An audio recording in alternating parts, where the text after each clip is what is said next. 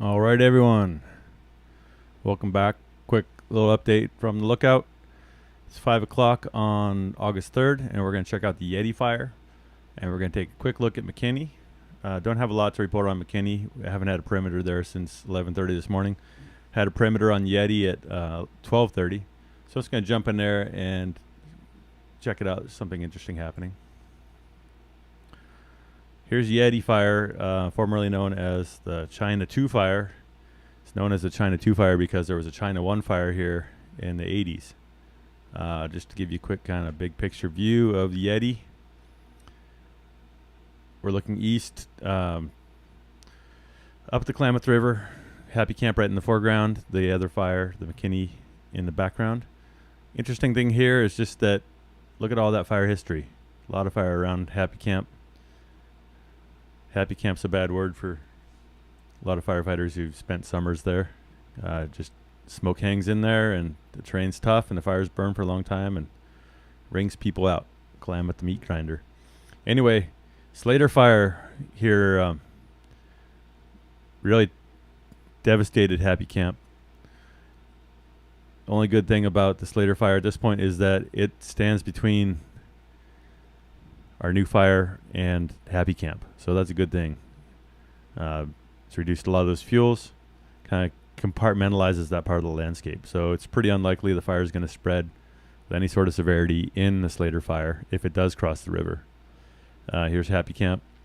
Got the 2014 Frying Pan Fire over here as well. It won't stop the spread of the fire, but it'll definitely moderate the rate of spread. Here we got the 2017 Cedar Fire. Same thing. It's likely going to really slow the fire down if it crosses the river and goes up this way. And then on the north side of the river here, we've got the 2012 Goff Fire. A lot of the fire burned with fairly low severity in the area adjacent, unlike the Beaver Fire, which was clear cut and sprayed and bladed down to bare ground and planted. Nothing happened here like that.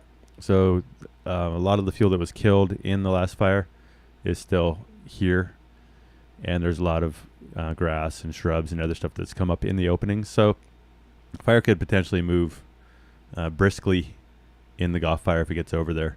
But for now, it hasn't really been moving that direction very much. One thing we talked about earlier today was about kind of tactical firing and the idea of kind of keeping ahead of a fire as it looks to move up a hill.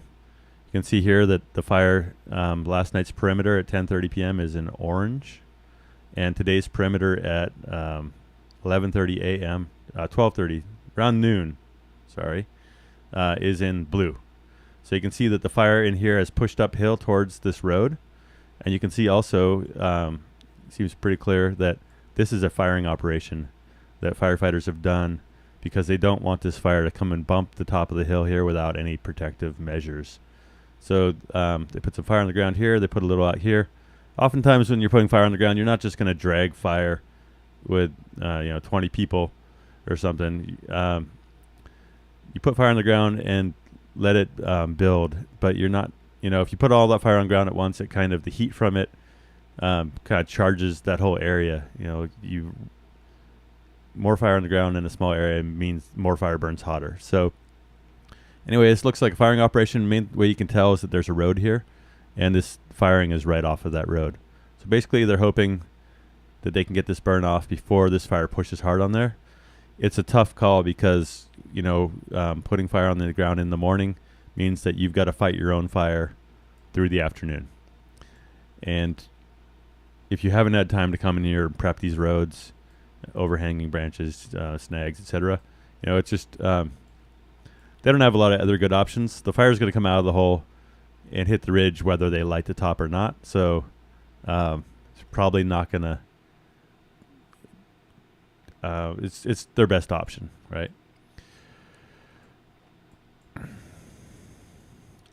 So it'll be interesting to see when we get our next flight what's happened here since we got this little snapshot of action at noon.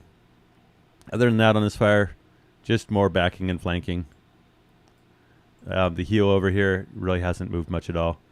I wanted to show some photos. We've got a friend up in Syed Valley right here named Jamie Allen, and he's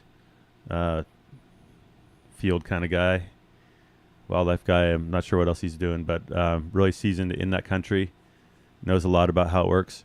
He sent these photos. These photos show a backing fire. This is a fire that's not going to kill a lot of those big trees. This is a good fire, folks, even though it's August, right? We're getting good fire out of this fire in a drought in August. Doesn't mean that I'm saying we want to go light the woods on fire in August, but just that we need to pay attention to the fact that backing fire, this is doing what a prescribed burn would do.